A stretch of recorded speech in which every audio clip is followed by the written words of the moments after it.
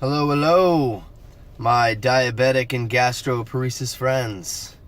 Diabetes' own bag of bones.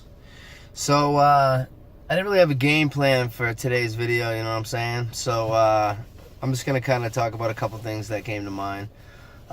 Like me overeating yesterday. I had to wait to eat, and then when I did, I overdid it. And I ended up throwing up. I was in the bathroom for I was 2 hours late for work. So, no good. Like I said at the beginning, I'm far from perfect too. I mean, I'm with you guys every day. I'm telling you. I suffered yesterday. But, which made me think, okay, so I'm going to let these guys know how I was able to actually, fight through it and get to work, Because, like a year ago, I would have been sick, and then that's it. I wouldn't have gone to work. I couldn't have. I would have been so sick and nauseous and everything. 11-11. See, a lot of people make wishes. You're supposed to, whenever you have numbers like that, 11-11, 333, 222, usually I just say what I'm thankful for. Puts it out in the positive energy. Puts it out in the divine. I'm spiritual too, man. I'm telling you. That's part of it. We'll get to that. But, so, the overeating, yeah, I mean, you can suffer. You can really, really suffer from overeating. That's why I say cut your portions in half. But I know nobody's perfect. So, yesterday was horrible. What I do to fight through it is I usually, there'll be like a bulge literally where my food is. And I'll just rub it. I'll just keep rubbing it, and I can feel it go down, and it kick-starts my stomach. It gets something moving, because then you can hear my stomach going and doing all this and actually doing what it's supposed to be doing. A lot of the time, a lot of it has to do with high blood sugars too. It's hard to keep your blood sugars regulated. I do the best I can, but life happens. You know what I'm saying? And all my type 1s out there, you feel me right now? Yeah. So life happens, and it's hard to keep it regulated all the time. So what I usually do is I lay down. I'm not even lying. I'll throw up and I'll lay down. And then, like I said, if I got that stomach pain or bulge or whatever, and I'll rub my stomach until the food bubble goes away or whatever. And then I'll lay there and just relax. I focus on my breathing, deep breaths in with your stomach pushed out, and I do that for 10 seconds at a time, like I was saying in my last video. And that tends to get everything working too.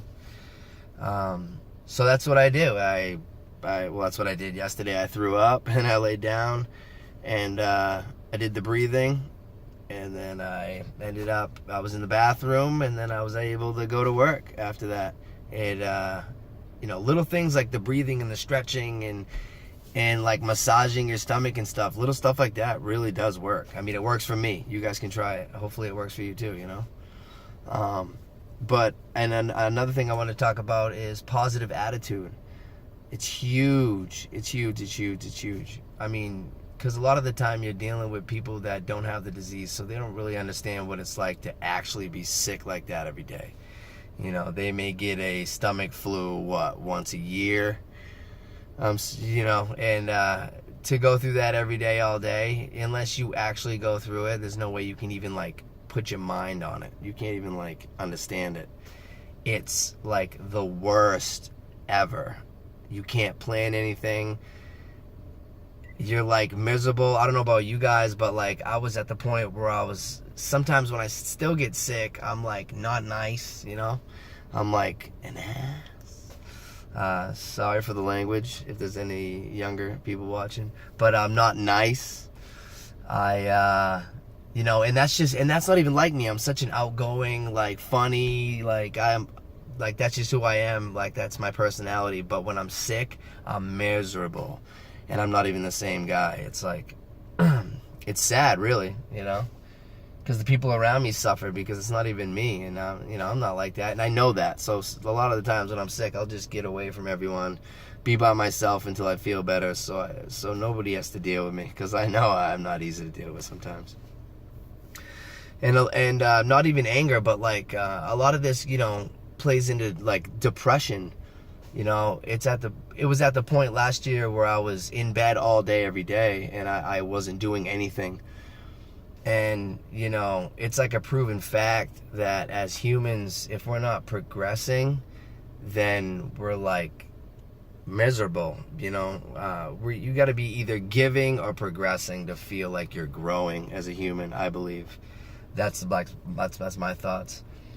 So when you're in bed all day and you're sick all day and you can't make plans and you can't be social and you can't work and you can't be a man or a woman or whatever, and you can't do what you're obligated to do. I mean, we all have obligations and kids and things that we need to do.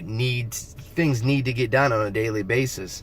And when you're that sick and you can't even move all day every day, you can't get anything done. You literally can't live.